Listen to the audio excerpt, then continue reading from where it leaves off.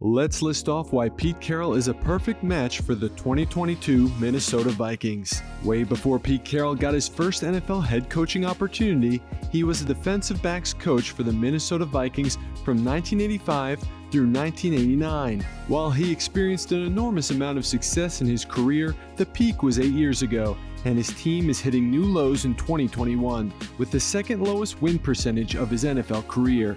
But that doesn't mean Carroll has suddenly forgotten how to coach. It's a similar situation to Mike Zimmer, but maybe the Minnesota Vikings are ready to move on from one veteran for another.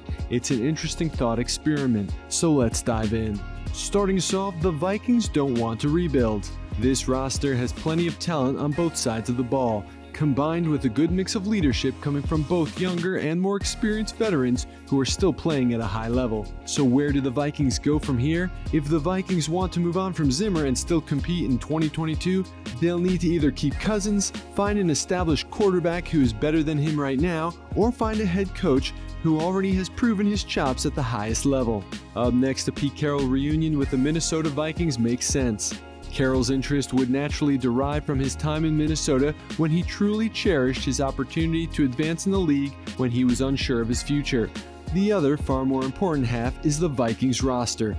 Carroll would be intrigued by the general makeup of the Vikings roster, seeing it as a group that offers a lot of talent to compete with. And finally, how about a Russell Wilson-Pete Carroll package deal? You can say what you want about Russell Wilson possibly being fed up with Pete Carroll, but he likely still has great respect for the only coach he's ever had in the NFL. Carroll trusted Russ from the start of his career, and the respect paid off, leading the Seahawks to a playoff appearance in his first season.